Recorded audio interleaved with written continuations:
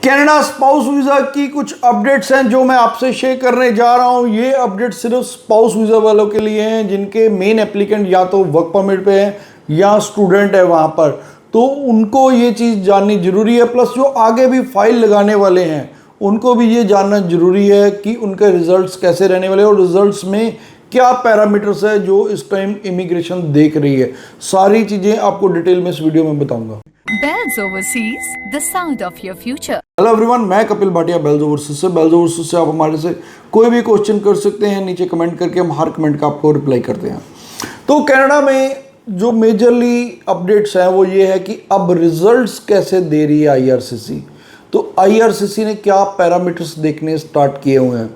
सबसे पहले बात करता हूँ जो स्पाउस पे है, यहाँ पर मेन एप्लीकेंट वहाँ है, अगर मान लो वो स्टूडेंट है तो उसमें सबसे पहले अगर वो मास्टर्स करने गया है तो यहाँ से ठीक है। अदरवाइज कई स्टूडेंट्स ऐसे भी हैं जो डिप्लोमा करने गए थे और बाद में जब रूल चेंज हुए तो उन्होंने मास्टर में शिफ्ट कर लिया। तो उनका देखो, जब रिफ्यूज़ल का रीज़न आता तो मेनली यही लिखा था कि you will not leave Canada after your completion of your stay. तो लेकिन ये एक जेनरिक रीज़न है, 95% यही लिखा आता है। लेकिन इसके पीछे जब हमें डिटेल जाननी होती है तो फिर हम कीप्स अप्लाई करते हैं। कीप्स में एक्चुअल रीज़न मेंशन किया जाता है कि किस लिए हमने आपको रिफ्यूज़ किया। तो जब हम कीप्स देखते हैं, कीप्स में ज़्यादातर कई केसेस में ये भी आया है कि अगर स्टूडेंट ने मास्टर्स चेंज कर ली, कई बार तो ऐसे स्टूडेंट्स गलती भी करते हैं कि वो इन्फॉर्म नहीं करते इमिग्रेशन को। तो आईआरसीसी को अगर इन्फॉर्म किया हुआ वेल एंड गुड है, फिर भी वो कहते हैं कि हमें आपकी इंटेंशन नहीं लग रही कि आपने सिर्फ स्पाउस को बुलाने के लिए ये किया है। तो दूसरा जो सेकंड रीज़न है वो आ जाता है मेजरली, जो सबसे ज़्यादा जिसका रीज़न है रिफ्यूज़ल्स का, कि आप फाइनेंशियली स्टेबल नहीं हो। फाइनेंशियल स्टेबल का मैक्सिमम रीज़न आता है। तो फाइनेंशियल स्टेबल के लिए आपको ये देखना है कि जब आप यहाँ पर हैं तो कई लोग कहते हैं कि कंसल्टेंट भी कहते हैं 7-8 लाख फ़ंड दिखा दो बहुत है जी, तो वो गलत है। आपको जो फ़ंड दिखाने हैं वो दिखाने हैं लीको के accordingly, low income cut off, यानी कि अगर आपने कनाडा में रहना है 1 साल में तो मिनिमम आपको कितने फ़ंड चाहिए। तो इसका आईआरसीसी की साइट पे दिया भी हुआ है कि अगर 2 पर्सनस का आपने देखना है, 2 पर्सनस का ही देखना होता है कि क्योंकि एक आपके वहाँ पर है मेन एप्लीकेंट, सेकंड आप यहाँ जा रहे हैं, तो दोनों का मिला के कितने फ़ंड चाहिए होते हैं तो उसका लिको के अकॉर्डिंगली कैलकुलेट करना होता है। तो ये 7-8 लाख फ़ंड सफिशेंट नहीं है, मैं इवन 10 लाख तक भी कहता हूँ सफिशेंट नहीं है। तो मेरी जो सजेशन है वो है 15 लाख प्लस, कि 15 प्लस दिखाइए फंड्स, क्योंकि इसमें मेजरली क्या होता है कि आप चाहे फ़ंड अपने पार्टनर के भी दिखा सकते हो। मान लो उनके जीएससी अकाउंट है, जीएससी में पैसे पड़े या उनके वैसे भी उनके अकाउंट में पैसे पड़े, दोनों मिला के भी दिखा सकते हैं। आप यहाँ से अगर आपके 12 लाख है, 3-4 लाख के अगर उनके पास डॉलर में फ़ंड पड़े तो वो भी आप दिखा सकते हो। तो लेकिन आप ये ज़रूर कोशिश की कि 15 प्लस के आप फंड्स दिखाइए।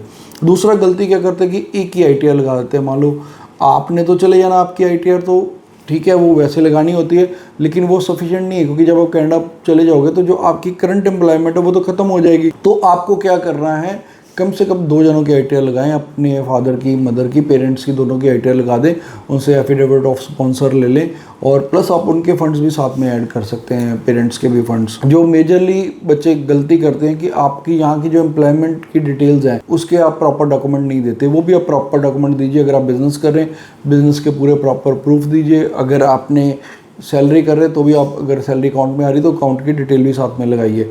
तो दूसरा जो वर्क परमिट पे है वहाँ पर जो मेन एप्लीकेंट, तो उसमें आप ये मान के चलिए कि अगर आपका जो मेन एप्लीकेंट है वो नॉक 0 या नॉक 1 में जॉब कर रहा है तभी वो अपने स्पाउस को बुला सकता है। हालांकि नॉक 2 और 3 वाले भी बुला सकते हैं, लेकिन उसके लिए एक लिस्ट दी हुई है। पर्टिकुलरली अगर आप उस लिस्ट के जो एम्प्लॉयमेंट में जॉब कर रहे हैं तभी आप अपने स्पाउस को बुला सकते हैं, अदरवाइज़ नहीं तो फिर दिक्कत आती है। उसमें भी मेजरली जो हमने देखा है कि जो रिफ्यूज़ल्स आ रही हैं उसका रीज़न क्या होता है कि जब आप एम्प्लॉयमेंट अपनी लेटर लेते हैं उसमें क्लैरिटी नहीं होती कि आपका नॉकआउट कौन सी नॉकआउट में आप जॉब कर रहे हैं। प्लस आपको पता कि 3 स्लिप्स कम से कम या उससे ज़्यादा भी हो तो सैलरी स्लिप्स लगा के फिर फाइल लगाएं।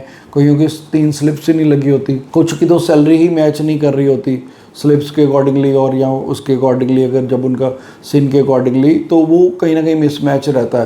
तो इन्हीं कारण रिफ्यूज़ल्स आता है, क्योंकि हम जब भी हमारे पास कोई रिफ्यूज़ केस आता है तो हम सबसे पहले उनके केप्स नोट्स अप्लाई करवाते हैं, फिर हम उनकी फ़ाइल पकड़ते हैं। हालांकि स्पाउस वीज़ा में हमारा वीज़ा सक्सेस बहुत अच्छा है। मैं इनफैक्ट कहूँगा कि हमारा अगर वीज़ा सक्सेस 97-98% है तो ये भी इसी कारण है क्योंकि हम सारी डिटेल थारोली चेक करते हैं, वो पूरे प्रॉपर डॉक्यूमेंटेशन के साथ फाइल लगाते हैं। अगर फिर भी अगर आपको कोई भी क्वेरी हो, क्वेश्चन हो, डाउट हो तो आप हमें नीचे कमेंट कर दीजिए, हम आपको रिप्लाई करेंगे। अगर आप हमारे से स्पाउस वीज़ा भी अप्लाई करना चाहते हैं तो आप नीचे दिए नंबर पर कॉल कर सकते हैं। आप हमारे इस चैनल को जरूर सब्सक्राइब कीजिए ताकि आप तक घर बैठे अपडेट्स होती हैं वो हम आपसे शेयर करते रहते हैं। Bells Overseas, the sound of your future.